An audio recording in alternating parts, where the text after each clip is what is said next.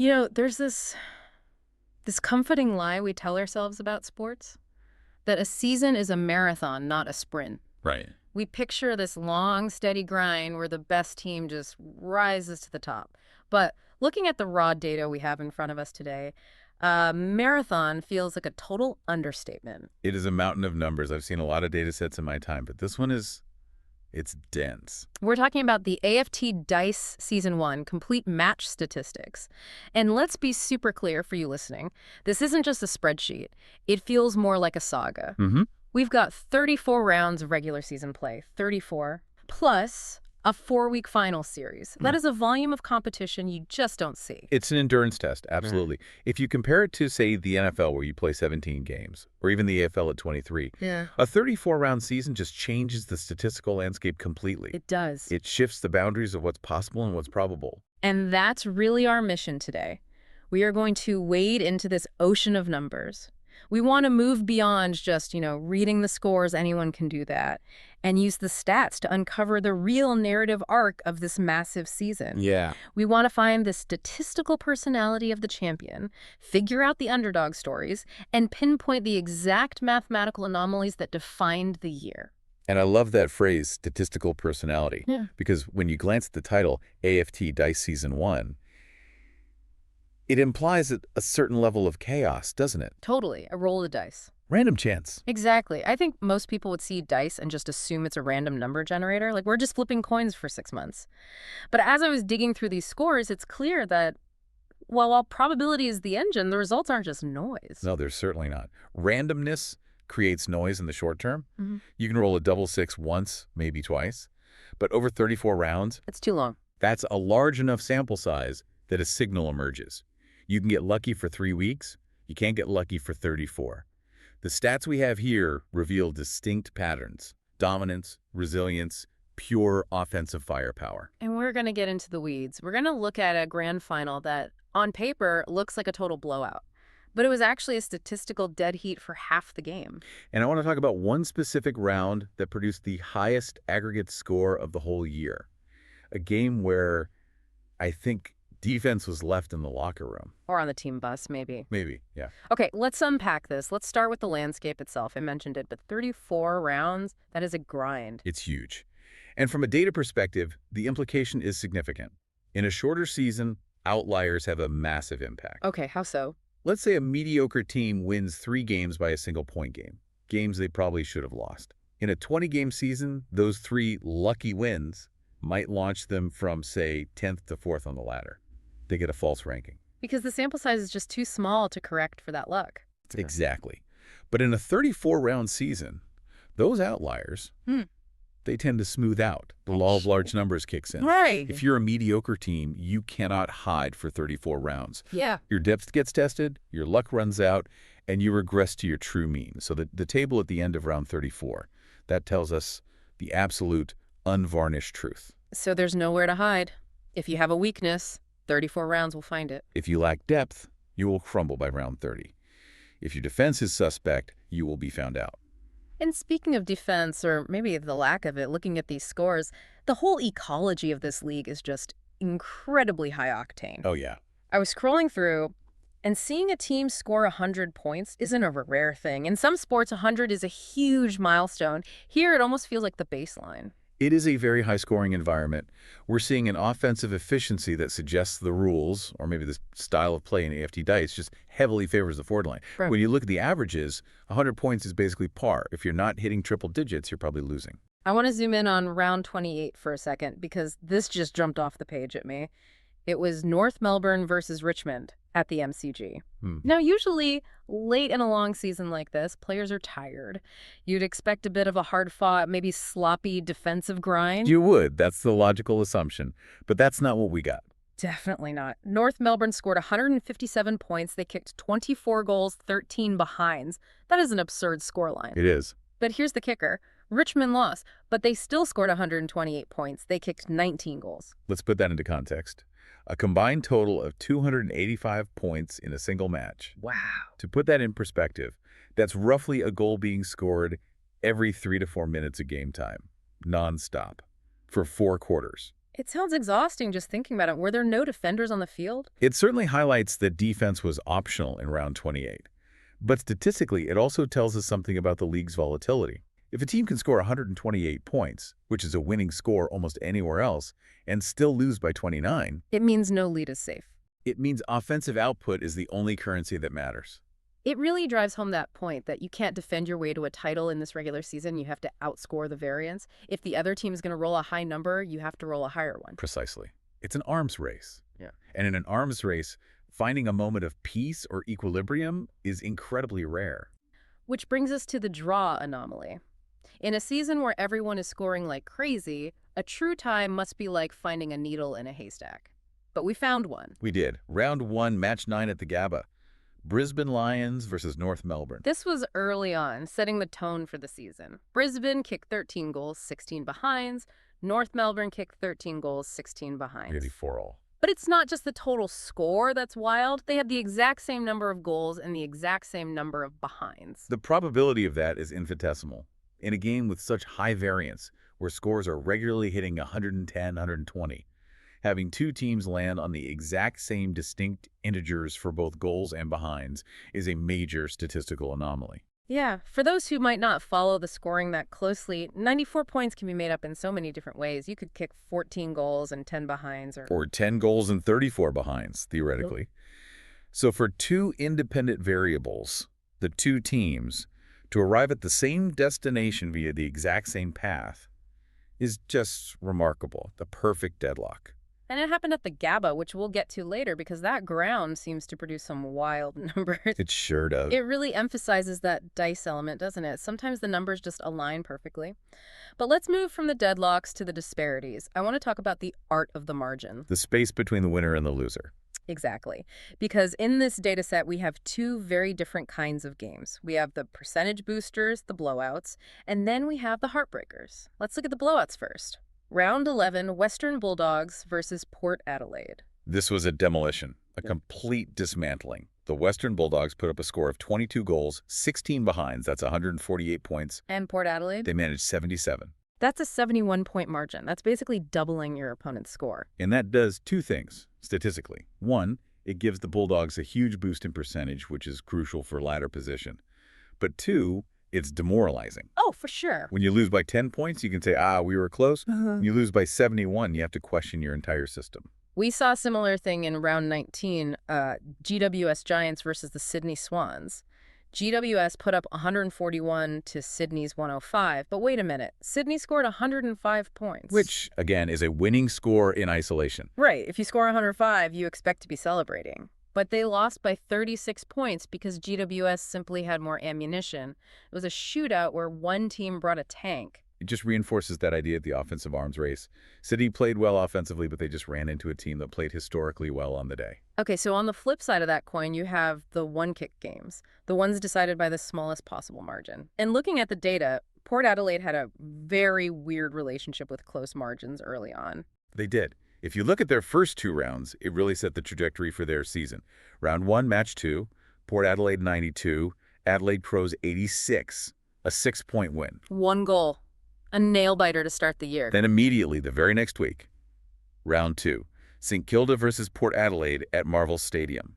St. Kilda scores 79. Port Adelaide scores 80. A 1-point win. A 1-point win away from home. Now, statistically, winning close games, we love to say it's clutch performance or grit, that a team knows how to win. Right. That's great narrative. It is, but analytical models often suggest it's largely luck. So you're saying they aren't necessarily better? The coin just landed on heads twice for them? In a way, yes. To win by 6 points and then 1 point in back-to-back weeks means Port Adelaide banked 8 Premiership points that could have easily been 0 if one kick had gone the other way. So their whole season was basically built on a razor's edge from the very start. It creates a statistical buffer. Those close wins put them ahead of the ledger. But as we know, regression to the mean usually comes for everyone. You can't live on 1-point margins forever. It's amazing how a single kick in round 2 can change the perception of a team for the next 10 weeks. If they lose that, they're struggling because they won. They're resilient. Narrative follows the numbers. Always. Let's talk about where these games are played. Venue analysis. We always hear about home ground advantage, but does the data actually support it in AFT Dice Season 1? It really varies by ground, which is what makes this so rich. Let's go back to the GABA in Brisbane. The site of that famous draw. Exactly. The data shows Brisbane had a mix of draws and these massive scoring wins there. For example, in round 7, they put up 115 against Sydney.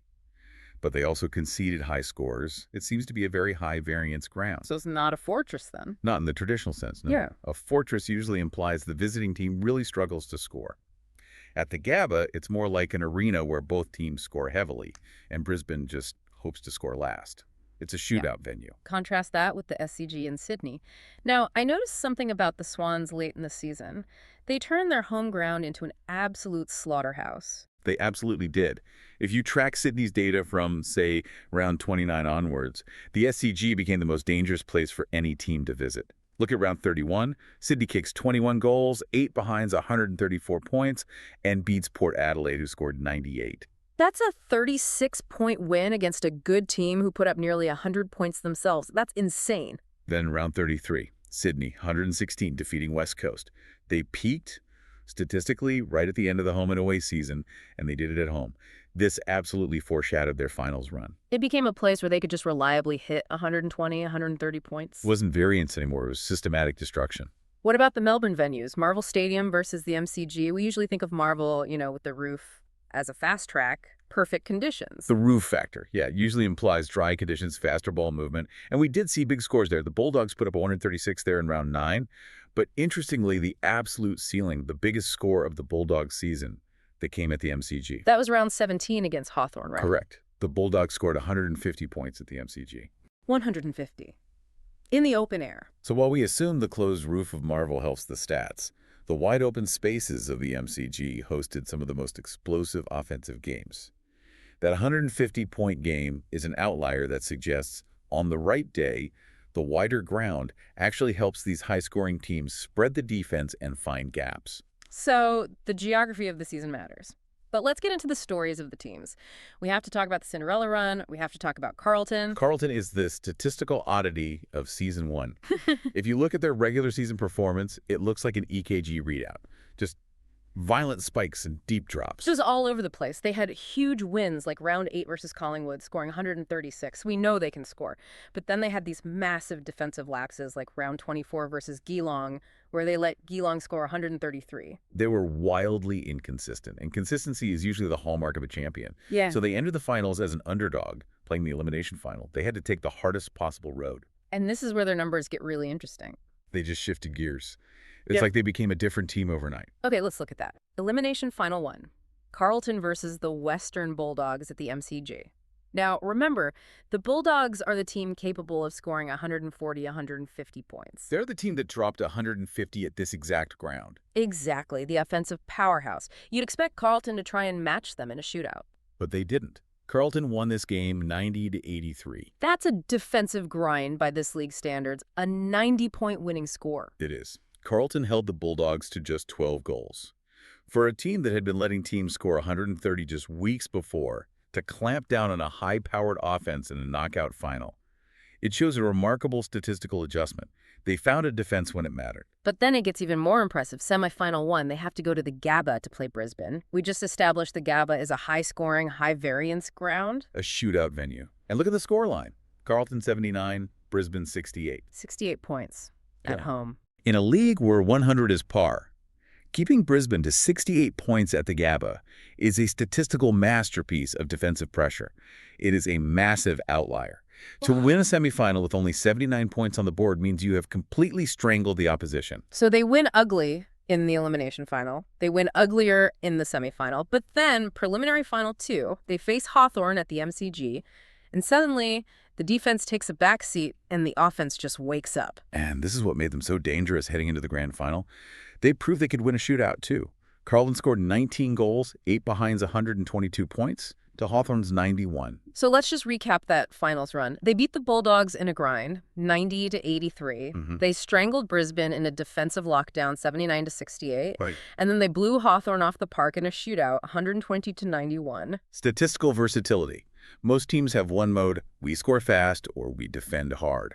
Carlton showed in 3 weeks they had 3 different gears. That made them incredibly difficult to predict for the grand final. You didn't know which Carlton was going to show up. But they were running into a buzzsaw. They were running into the Sydney Swans. The juggernaut. If Carlton was the inconsistent underdog finding form at the perfect time, Sydney was just a machine. Consistency personified. If you look at Sydney's run into the finals and then the finals themselves, it is genuinely terrifying. They were scoring 100-plus points pretty much every week from round 29 onwards. There was no drop-off. Let's look at their final specifically. Qualifying final 1 against Brisbane. Sydney 134, Brisbane 73. A 61-point margin in a qualifying final. That is just massive. And looking at the breakdown, they scored 20 goals. And their fourth quarter alone, they kicked 5 goals just as a victory lap. They didn't just win, they demolished them. Then the preliminary final against the Gold Coast Suns. Yeah. Sydney 132, Gold Coast 93. They scored 134 in the first final and 132 in the second. That is freakish consistency, a 2-point difference between their 2 biggest games of the year. And here's the key insight I think everyone should grasp, the 20-goal threshold. In the qualifying final, Sydney kicked 20 goals. In the preliminary final, Sydney kicked 20 goals. Statistically, there was no team in the competition that had shown the defensive capacity to stop an opponent that is scoring 20 goals a game. Even Carlton's great defensive effort against Brisbane only held them to 9 goals. Sydney operates at a completely different volume. So the stage is set. The grand final. Sydney Swans, the offensive machine, the 20-goal game juggernaut, versus Carlton, the resilient underdog who can win any style of match. It was the perfect statistical matchup. Offense versus resilience, the unstoppable force versus the, well, not quite immovable object, but close. And we really need to perform a statistical autopsy on this game, because if you just look at the final score, you see a 39-point win for Sydney, and you think, oh, comfortable victory. The machine kept rolling. But the data tells a completely different story, especially in that first half. Let's break it down. First quarter, Sydney kicks 3.1 for 19. Carlton kicks 3.4 for 22. Carlton actually led by 3 points at the first break. The underdog came to play. They weren't intimidated. Second quarter, Sydney adds 5 goals 6 to reach 55. Carlton adds 5 goals 4 to reach 56. Halftime. Sydney 55, Carlton 56. A 1-point game in the grand final. That is incredible tightness. After 34 rounds and 3 weeks of finals, the 2 best teams are separated by a single point. Okay. The stats at that moment suggested we were in for an absolute classic, a down-to-the-wire finish. And this is where the numbers broke. We call the third quarter the Premiership quarter for a reason, and statistically, this is where the cup was won and lost. This is where the narrative shifts from a close game to a blowout. Okay, let's look at the Q3 stats. This is painful if you're a Carlton fan. What happened in that 30 minutes? In the third quarter, Sydney jumped from 55 points to 89. They kicked 5 goals and 4 behinds. They accelerated. They found that offensive gear we knew they had. And Carlton? Carlton went from 56 to 68. They managed just 1 goal. 1 goal in the Premiership quarter. That kills you. But look closer. Look at the behinds. This is the tragic detail in the numbers. They kicked 1 goal and 6 behinds in that quarter. Oh, that hurts. 1 goal 6. That is the decisive statistical swing. Sydney operated at high efficiency, putting 5 majors on the board. Carlton generated scoring shots. They had 7 shots at goal compared to Sydney's 9, so the volume was pretty similar. Right. But they converted at a disastrous rate. They left, maybe 15 to 20 points on the table from inaccuracy in that one window. And momentum is a hard thing to measure. But missed shots just drain it faster than anything. You work so hard, you get the ball forward, you shoot, you miss. The opposition takes it down the other end and goals. It's a huge swing. It's a 12-point swing, effectively. So Sydney goes into the three-quarter time break with a 21-point lead. Now, in a high-scoring league like this, 21 points is recoverable. We've seen bigger swings than that. We have. But Carlton was broken. The stats in the final term show a team that just had nothing left in the tank. The final term, where the blowout materializes. Sydney kicks another 5 goals to finish on 18.15, which is 123. Carlton kicks just 2 more to finish on 11.18, 84. The final margin, 39 points. But look at that stat line again. Carlton kicked 11 goals, 18 behinds. They had 29 scoring shots. Sydney had 18 goals, 15 behinds. That's 33 scoring shots. So the volume of opportunities wasn't that different. 29 shots versus 33, that's almost even. Exactly. This is the crucial takeaway. The difference wasn't opportunity, it was execution. If Carlton kicked straight, say, they flipped that to 16.13, it's a completely different pressure cooker in the last 10 minutes. But 11.1i implies that under the immense pressure of the grand final, their radar just failed them. Well, Sydney, they just kept doing what they did all final series, 123 points. Look at their 3 final scores, 134, 132, 123. That is the statistical definition of a champion. That didn't fluctuate. They didn't have a bad day. They were the undisputed champions of offensive consistency. So what does this all mean for us? What's the big takeaway from this deep dive into AFT Dice Season 1? I think it reinforces that while we love the romance of the gritty defensive win, like Carlton's semifinal, ultimately, in a high-variance environment, offensive consistency is king. Sydney didn't try to stop teams from scoring. They just ensured they could outscore any potential number the opponent put up. They controlled the one variable they could: their own output. And for you listening, I think the lesson is about looking beyond the final margin. If you just saw Sydney wins by 39, you missed the whole story. You missed the one-point game at halftime. You missed the tragedy of Carlton's third-quarter inaccuracy. The numbers tell you when the game was won, not just who won. Precisely. The final score is a tombstone. The quarter-by-quarter stats are the biography. I love that. The final score is a tombstone. That's a great line. Okay, here's a provocative thought to leave you with. In a dice season where scoring 100 is the norm, is defense actually irrelevant?